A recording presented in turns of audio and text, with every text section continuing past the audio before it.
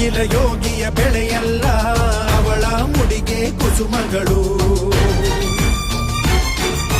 ಹರಿಯುವ ನದಿಯ ನೀರಲ್ಲ, ಅವಳ ಎದೆಯ ಅಮೃತವು. ತುಮುಕುವ ಜೋಗದ ಸಿರಿಯಲ್ಲಿ ತುಂಬಿದ ನಗೆಯ ನರ್ತನವು.